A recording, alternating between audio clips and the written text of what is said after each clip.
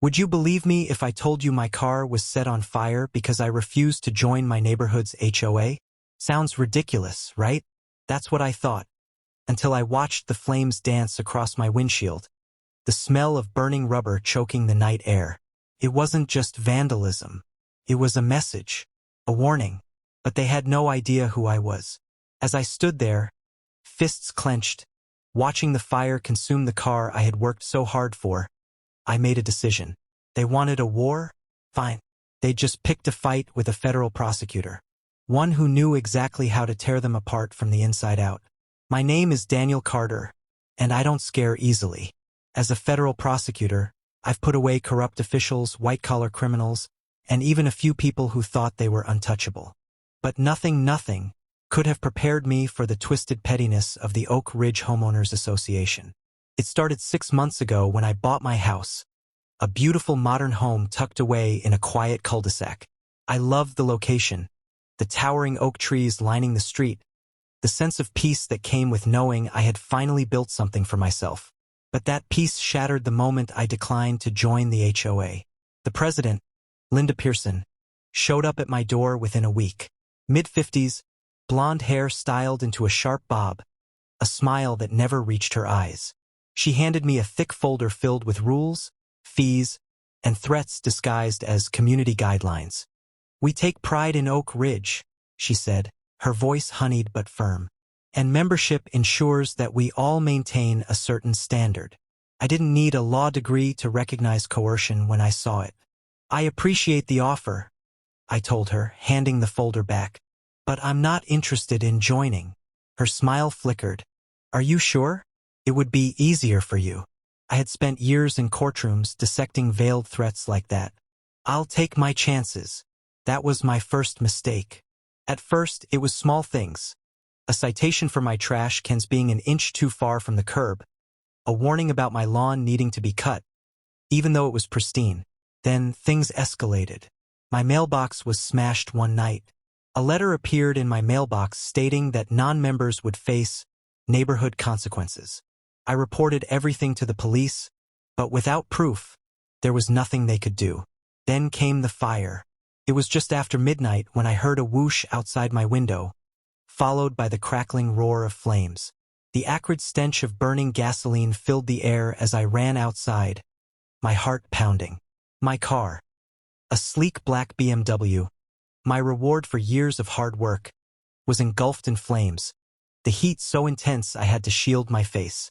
Neighbors gathered, whispering, their faces illuminated by the inferno.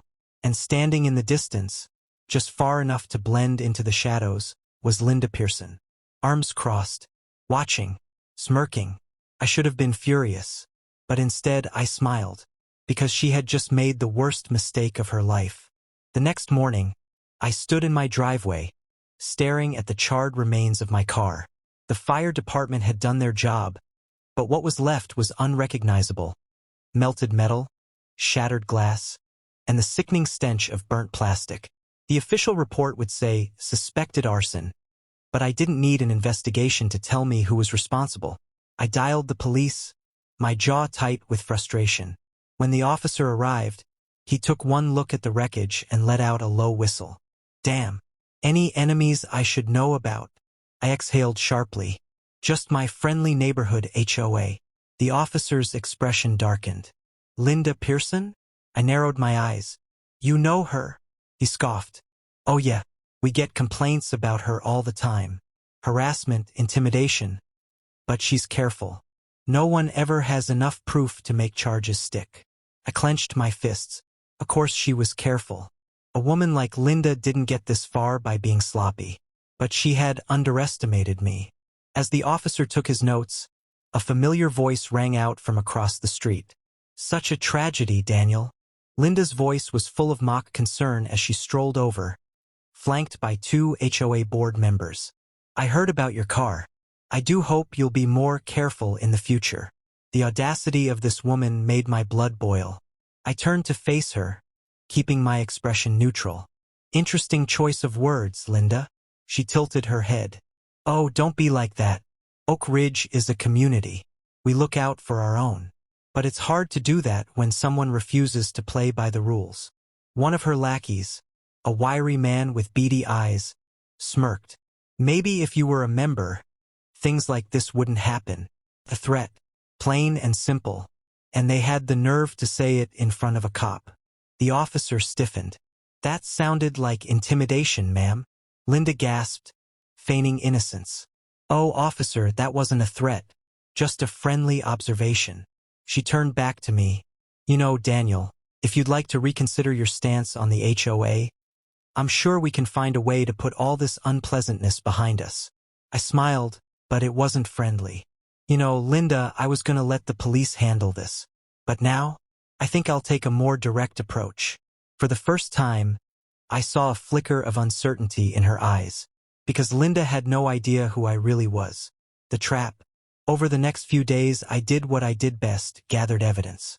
I dug into HOA financial records, uncovering suspicious transactions, unexplained maintenance fees, and thousands of dollars in misallocated funds. I spoke to neighbors, many of whom had been bullied into paying fines or threatened for resisting. And then I did something Linda never expected. I went to the media. The local news station jumped on the story. Homeowners Association corruption, extortion, arson, and intimidation in Oak Ridge. By the time the segment aired, my phone was blowing up with calls. From neighbors, from reporters, even from city officials suddenly very interested in the HOA's practices.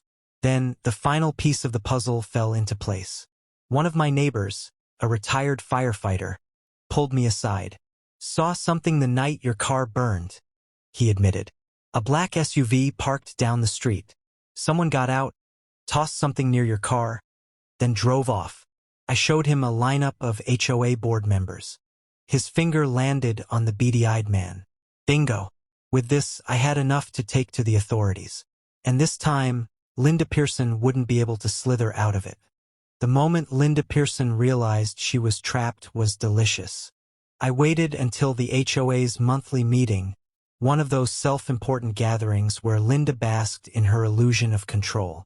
The community center was packed, neighbors whispering, the tension thick in the air. Linda sat at the front, chin high, flanked by her board members like a queen holding court. I walked in with purpose, a folder tucked under my arm. Heads turned. Whispers rippled through the crowd. Linda's smirk faltered for the briefest second before she recovered. Well, she purred. If it isn't our favorite non-member. Here to reconsider. I smiled. Oh, I'm here to submit something, all right? I stepped forward and handed a stack of documents to the police officers waiting at the back of the room. The same officer from before had called me that morning. We took another look at your case, he had said. And we really like what we're seeing. Linda's smile froze. What is this? I turned to the audience. For months, this HOA, your HOA, has been extorting homeowners, threatening those who refuse to comply, and covering up financial fraud. I let that sink in before continuing, my voice steady. But last week, they escalated to arson. Collective gasp. Murmurs turned into outright chatter. Linda laughed, forced, brittle. This is absurd. She turned to her board members, but they looked uneasy. They knew. I took a step closer, lowering my voice just enough for her to hear. That black SUV? The one that pulled up before my car caught fire? Your little henchman was sloppy. We got him on video. He's already talking, Linda.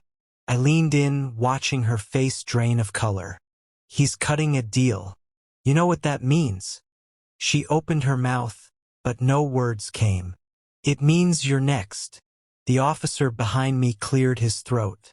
Linda Pearson, you are under arrest for conspiracy to commit arson, fraud, and intimidation. Gasps filled the room. Linda bolted up from her seat.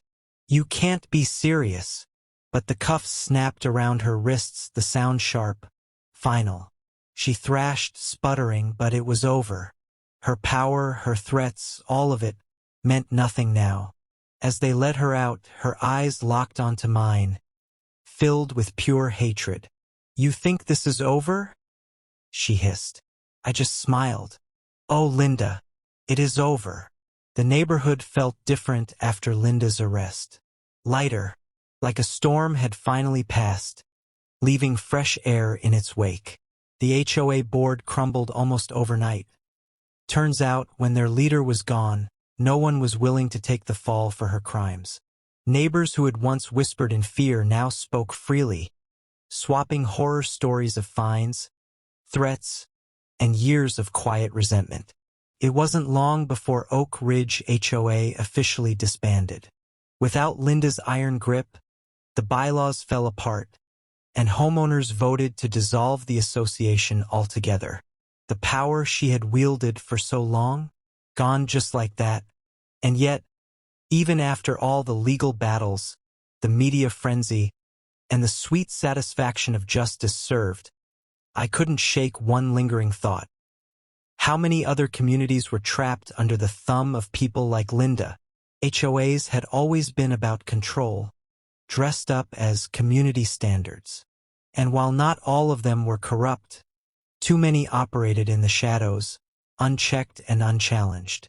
As I stood on my front porch, sipping my coffee, I watched as neighbors, people who once avoided eye contact, greeted each other like old friends. The fear was gone. The neighborhood was finally theirs again. I had won. But the truth? I hadn't burned Linda Pearson's empire to the ground. She had done that all by herself.